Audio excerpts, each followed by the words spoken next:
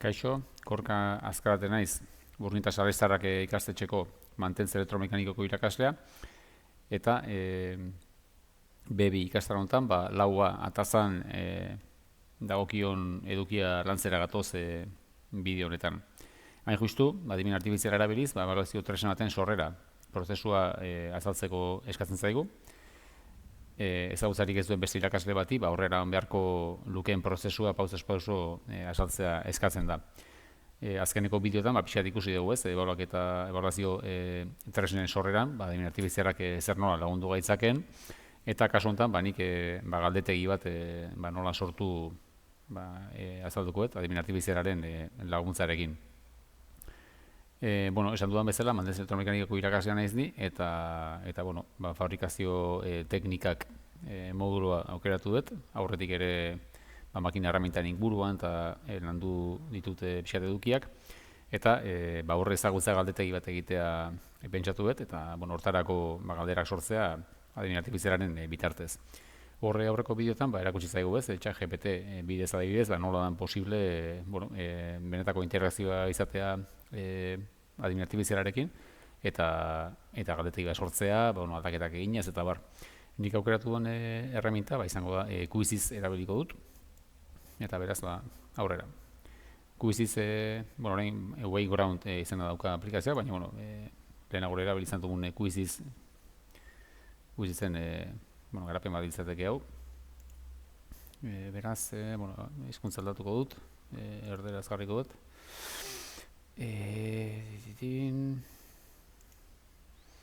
Eta ikastetxeko Google kontuaren bitartez sartuko naiz aplikazio honetan.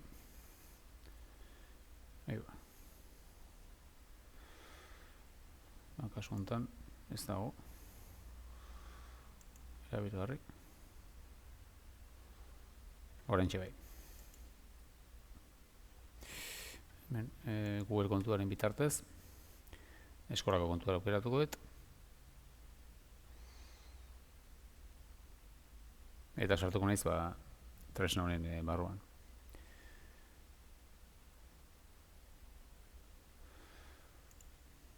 Beraz, egingo detena da eduki bat sortu. Main zuzte, ebaluazio galdetegi bat. Eta kasu honetan, hemen aukera ematen dit, adimen artifizialaren bitartez sortzeko.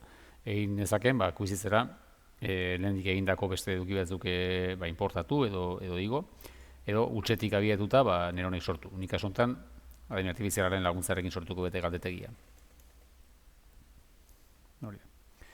Beraz, hemen testua edo pron bat idaziko dut,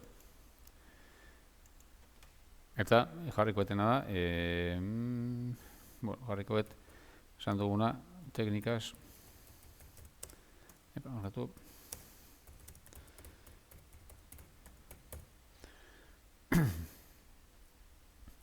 aukeratuko dut 10 galderako baltik bat egitea, adibidez, hizkuntza aldetik gaztelera, eta materiai grado, hemen aukeratuko dut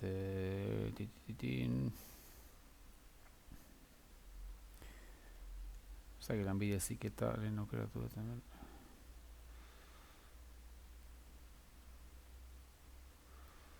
Zore profesional jarriko dut eta F profesional hori da mentxe.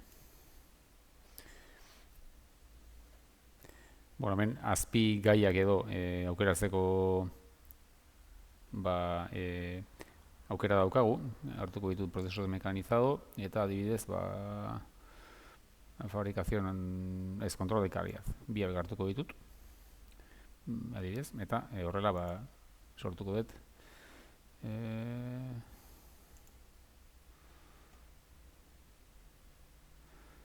Especialidad, esan dugu.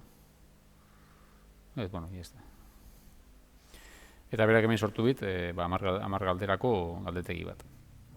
Horren, inberko nukena da hemen, ezin dugu sekula ontzat eman, mintzat gain begiratu gabe, berak sorturikoa, kasu honetan kesu mekanizak, los tipos municipales, azkenean galdera guztia dira, kasu honetan, 4 aukera eman eta bat aukeratzeko, ez? Bat dago ondo eta bestea daude gaizki. Hau izango litzake sortu den galdetegia. Orduan, ontzat ematen baldin badugu, egin dezakeguna, hau, argitaratu edo publikar.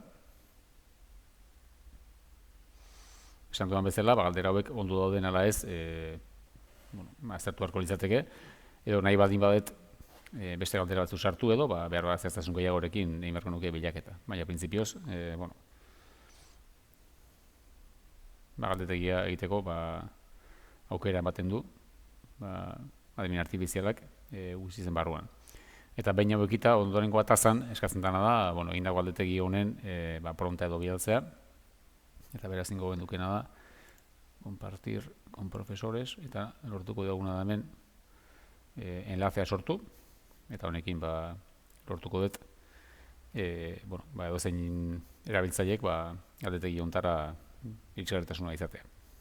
Eta hau izan da, adimen artifizialaren bitartez, ebaluazio tresna bat, kasuntan aurre ezagutzen galdetegi bat, nola sortu, erakusten duen bideoa. Hurrengo arte eskerrik asko.